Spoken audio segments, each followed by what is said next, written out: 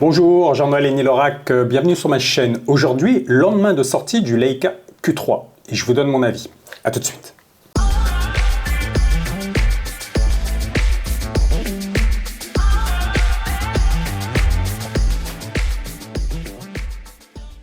Ça y est, après quelques mois de rumeurs, le Leica Q3 est enfin arrivé. Je dis enfin parce que, comme je l'avais dit dans une précédente vidéo, le Q3 préfigure de ce que va être les futurs boîtiers Leica et surtout la gamme SL. Alors, qu'est-ce qu'on a avec le Q3? On a en fait la même recette, mais améliorée. Leica a amélioré potentiellement tout ce qui pouvait être amélioré. On a un nouveau capteur. On a le capteur du Leica M11 de 60 millions de pixels à peu près. Bon, vous savez ce que j'en pense moi du 60 millions de pixels, hein, c'est trop pour moi. Je trouve qu'on dépasse les bornes un peu avec 60 millions de pixels, mais bon, si ça vous fait plaisir, faites-vous, ouais, prenez 60 millions de pixels, mais bon, aucun intérêt sur ce type de boîtier. Sur des moyens formats, il n'y a pas de souci. Sur un 24-36, je vois pas l'intérêt d'avoir 60 millions de pixels. Mais il y a des adeptes à la haute résolution. Il n'y a pas de souci. Alors, ce qui est intéressant, c'est que ce capteur hérité du même M11, alors, pas sûr que ce soit exactement le même capteur. Alors, on nous dit c'est le capteur du M11, mais bon, comme il y a l'autofocus avec, faut voir. Il faut voir. Mais ce qui est intéressant avec ce capteur, c'est que, bon, évidemment, c'est les nouveaux capteurs BSI, ce sont les capteurs rétroéclairés par l'arrière, donc on a une meilleure qualité, et une meilleure qualité en haut ISO. Donc, normalement, le Q3 devrait être meilleur dans les hauts ISO, ça, c'est top. S'il est dans la même veine que le SL2S, c'est super. Le M11, je ne l'ai pas eu en main, donc je ne peux pas vous dire, mais il semblerait qu'il soit meilleur en haut ISO aussi. Et on a la triple résolution. Vous savez, le Leica a introduit avec le M11, ok, vous avez un capteur de 60 millions de pixels, mais vous pouvez l'utiliser sans cropper dans le capteur, une résolution moindre. C'est-à-dire qu'on est sur du 36 millions ou 18 millions. Moi, potentiellement, si j'avais un de ces boîtiers-là, je crois que je bosserais à 36 voire 18. Ouais, mais peut-être qu'allez, je serais tenté quand même de prendre un peu de 36 pour un peu de matière, mais honnêtement, le 18 me suffirait, potentiellement. 18, je crois que c'est la définition du M9. Hein. Dites-moi si je me trompe. Donc, on a ce super capteur. Top, c'est ce qui se fait de mieux. Couplé avec le processeur, le nouveau processeur Maestro 5, je crois. On a 4. Peut-être 4, attendez, je vérifie. Non, 4. Je me suis avancé. Donc, en fait, c'est le tout nouveau processeur de Leica. Parce que c'est bien beau le capteur, mais en fait, on est dans l'électronique, il faut un processeur qui puisse traiter les images. Donc là-dessus, nickel. Ils ont amélioré le viseur, en améliorant la résolution du viseur. C'est top, on prend aussi. Alors, je vais aller tout de suite au nouveau truc de design, qui est l'écran orientable. Alors, je ne suis pas la cible. Franchement, je ne suis pas la cible. Donc là, je vais vous donner un avis un peu négatif là-dessus, bien que je suppose que beaucoup de personnes attendaient cet écran. Moi, franchement, je ne vois pas l'intérêt de cet écran, quoi. Je ne vois pas l'intérêt d'un écran orientable sur un cul. Franchement, je ne vois pas. Voilà. Mais je ne suis pas la cible. C'est un avis très personnel et très orienté, parce que je ne suis pas la cible. Moi, cet écran-là, potentiellement, me servirait à rien du tout. Et alors, là, c'est un avis très personnel et pas forcément argumenté parce qu'il est plus de l'ordre du ressenti de ma façon de photographier. Mais par contre, je trouve sur les images que cet écran, on perd du design au niveau de l'arrière. Je ne le trouve pas super intégré. Sur sa face gauche, je ne le trouve pas super intégré. Et du coup, du fait d'avoir mis cet écran, ils ont repoussé les boutons du côté droit. Honnêtement, en termes de design, je ne trouve pas l'intégration top. Ça passe, hein, franchement, c'est pas choquant, mais quand on parle de Leica, on parle aussi de design. Et l'intégration de cet écran orientable, je ne le trouve pas réussi. Voilà. Mais ça va contenter beaucoup de gens. Moi, je m'en fiche un peu, pour être poli. Qu'est-ce qu'on a d'autre? Alors, on a d'autres petites choses très intéressantes, pour le coup. C'est au niveau...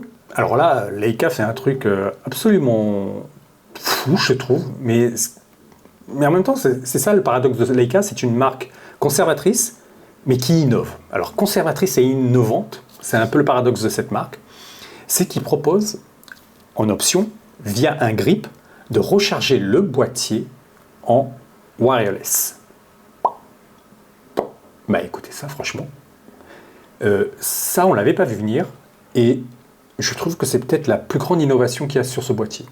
C'est tout con, mais ça veut dire que vous rajoutez un petit grip, hein, qui est de l'ordre, je suis sur le site de Miss Numérique, je crois qu'il est de l'ordre de 200 €, je veux dire TTC, parce qu'il est à 166 € hors taxe.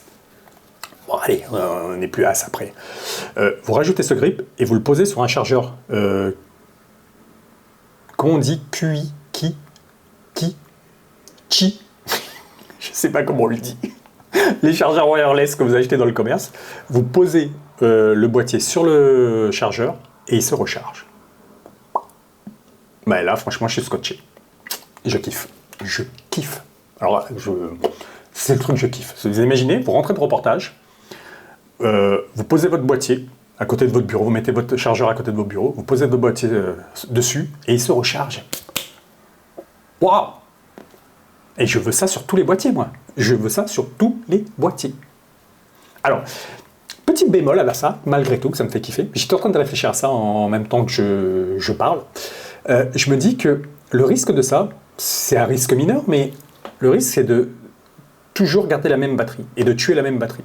En général, j'ai toujours plusieurs batteries. Hein. Moi, je fais énormément de photos, c'est mon métier.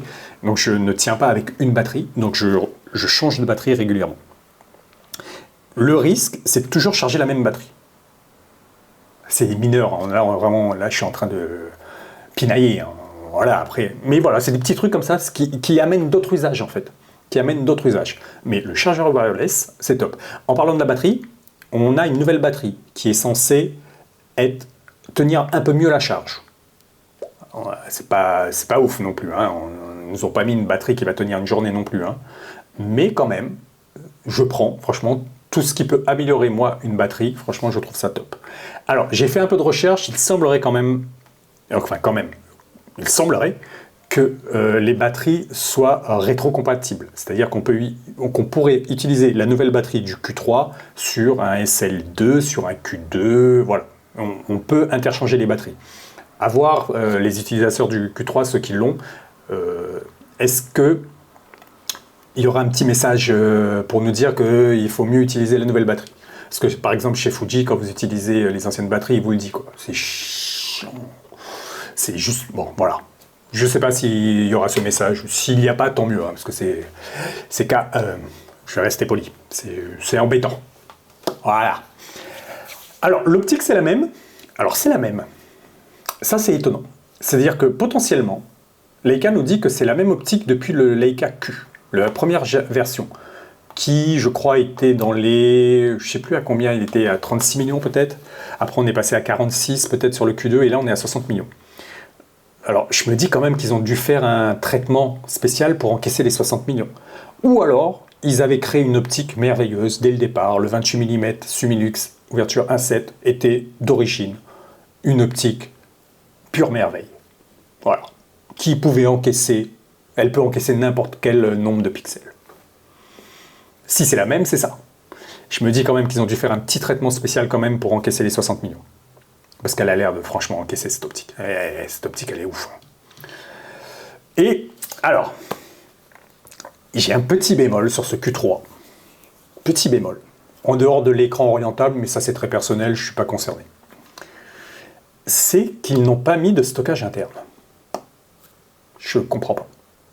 Je comprends pas. Ça, c'est le truc vraiment, je comprends pas pourquoi on a sur le M11 et le M11 monochrome qui vient de sortir, on a du stockage interne. C'est quelque chose que je voudrais voir, moi, sur tous les boîtiers photo, toutes marques confondues. Et là, ils nous sortent le Q3 et ils le mettent pas. Alors là, franchement, il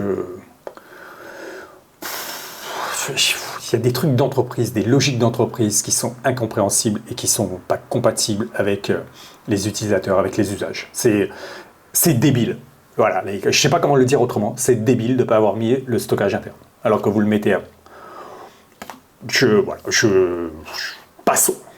L'autofocus. L'autofocus, enfin, c'est comme je vous l'avais dit dans une précédente vidéo, Alors Leica est en collaboration avec Pana. Donc comment dire, il bénéficie aussi des avancées technologiques de Pana. Et Pana a mangé son pain noir et est revenu sur son autofocus à détection de contraste pour enfin mettre le détection de phase.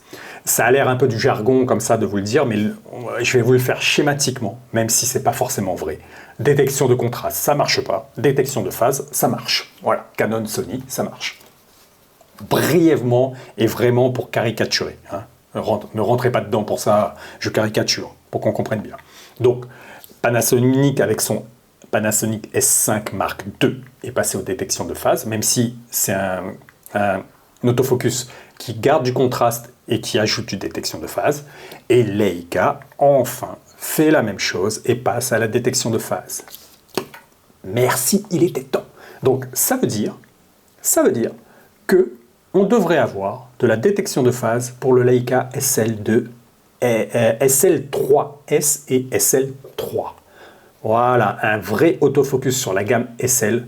Quand je dis vrai, alors je suis moi-même dans la caricature de moi-même parce que actuellement, moi, je bosse, je gagne ma vie en utilisant un Leica SL première génération. Qui, on va dire, sur les critères que je viens d'énoncer moi-même, en termes d'autofocus, est pourri, si vous m'écoutez. Voilà. Mais ça ne m'empêche pas de bosser. Mais je ne l'utilise pas en autofocus. Voilà. Bref, moi j'ai eu le SL2S et je trouvais que l'autofocus était pourri. Donc on peut espérer des améliorations sur l'autofocus. On va avoir des améliorations sur l'autofocus puisque Leica et Pana sont passés à la détection de phase. Voilà. Après, je vais finir juste sur le truc marketing, mais qui me saoule sur les marques quand elles font ça. C'est la vidéo 8K. Mais franchement, qu'est-ce qu'on en a à faire de la 8K sur un Q3? Mais ça me fatigue ce marketing-là. Arrêtez avec cette 8K.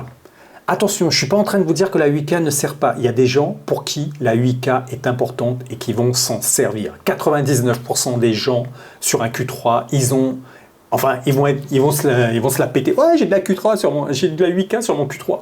Mais ils vont pas s'en servir, on va pas s'en servir. Quand tu veux de la 8K, tu ne prends pas un Leica Q3 pour filmer.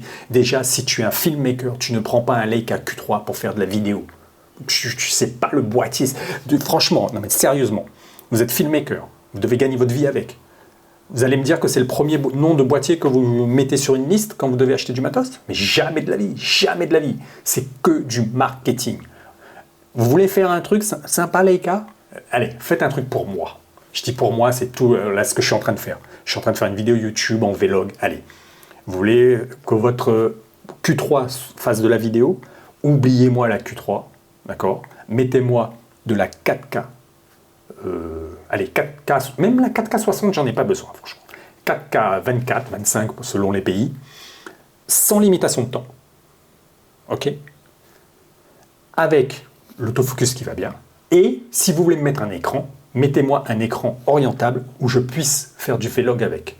Et là, le Leica Q3, il devient, mais alors là, un truc super. Parce que je me retrouve, moi, personnellement, dans mon usage, avec un boîtier que je ferai de la photo, mais tout le temps avec.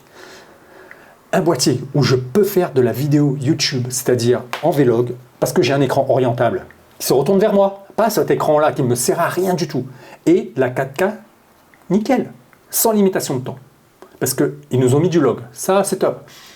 Mais ça s'arrête là quoi. Franchement, on ne fait pas de la vidéo avec un Q3. Et c'est pas parce que vous allez me trouver un gars qui va faire une fois une vidéo avec un Q3 que ça veut dire que vous allez prendre le Q3 pour faire des vidéos. Mais non, mais jamais. Mais pas à ce prix-là en plus. Ah mais je vais en revenir sur le prix. Mais évidemment, on attend le premier imbécile sur YouTube qui nous fera une vidéo. Oh, j'ai fait de la vidéo 8K avec le Q3, regardez les comparaisons. Ouais, et en plus le pire c'est qu'il aura des vues quoi. Mais ce sera juste le premier imbécile à le faire quoi. Franchement, ça m'énerve. Ce truc marketing sur la vidéo, ça me fatigue quoi. Ça me fatigue. Le Q3 n'est pas un boîtier vidéo. Le SL3S, j'espère, sera un vrai boîtier vidéo. Voilà, mettez de la 8K sur le SL3S, sans limitation si vous y arrivez, mais de la vraie 4K avec un vrai autofocus, parce qu'en soi, le SL2S, en termes de vidéo, franchement, il lui manque que l'autofocus pour être bien. Bon, à part les accessoires aussi vidéo qu'on doit habiller, parce qu'une caméra photo, pour faire de la vidéo, il faut l'habiller avec des cages, et ça, chez Leica, c'est pas possible. Ça coûte trop cher. Mais bref, voilà. Il y a le SL2S pour faire de la vidéo dans la gamme Leica. Et il y aura le SL3S. Voilà, mettez ça dans le SL3S. Mais par contre, si vous le SL3S, mettez-lui un écran orientable. Hein. Franchement, pas que juste un écran qui tourne derrière. Hein. Voilà. C'était mon petit coup de gueule parce que ça m'énerve ces coups marketing là. Et en plus, on va parler que de ça. Ouais, le Q3 fait de la 8K. Et franchement, vous me fatiguez. Vous me fatiguez. Allez. On ne peut pas finir sans parler du prix. Ça pique un peu. Il est à 6 000 €. Voilà, 6 000 €. On va dire 5 950, mais c'est 6 000 €. Hein. On va pas nous la faire avec ces petits tarifs là, où on met juste en dessous. 6 000 €, c'est, à sa sortie, on va dire à peu près 1 200 € de plus que le Leica Q2 à sa sortie. Et le Leica Q2 a vu son prix augmenter au fur et à mesure, avec l'inflation. Il a suivi l'inflation. Il a même anticipé l'inflation, le Leica Q2. Donc voilà. Mais il est toujours au catalogue pour l'instant. Donc voilà, 6 000 €, ça pique un peu, franchement. Ça pique un peu.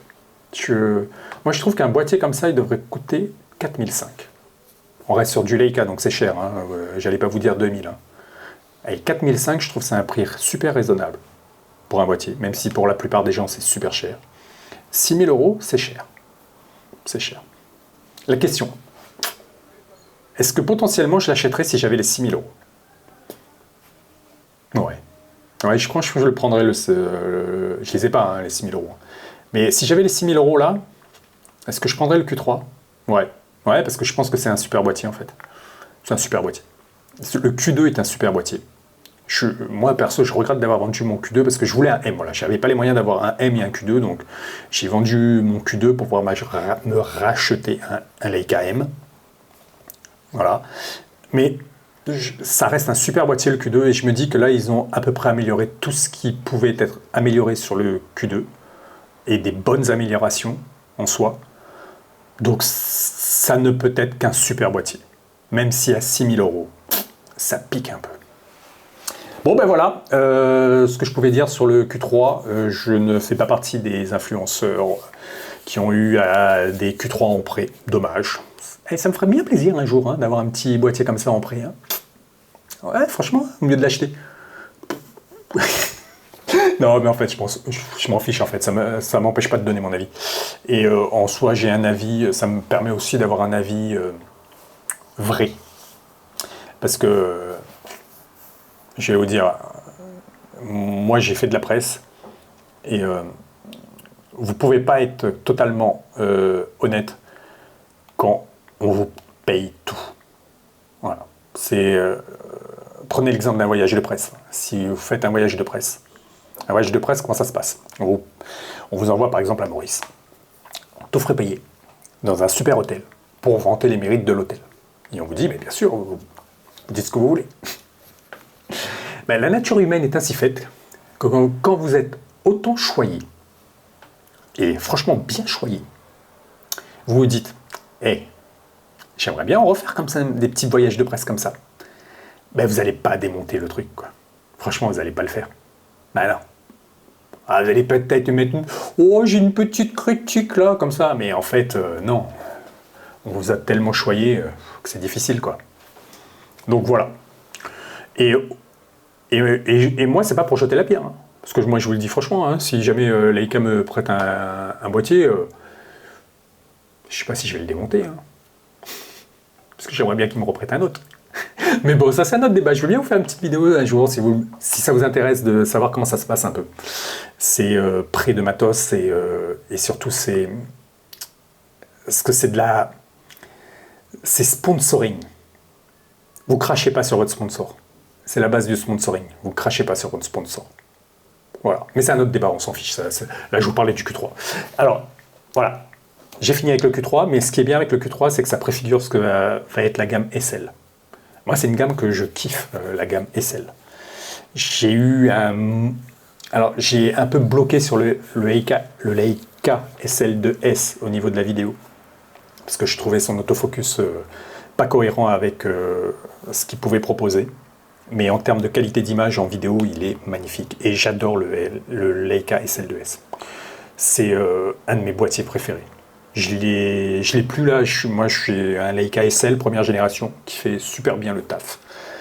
Mais le Leica SL2S, il est meilleur en termes de prise de vue, tout ça. Et donc, ça préfigure en fait ce que va être le Leica SL2S. Parce que, comme je l'avais dit dans une précédente vidéo sur le SL2S, c'est un boîtier qui est en confrontation directe avec toutes les autres marques.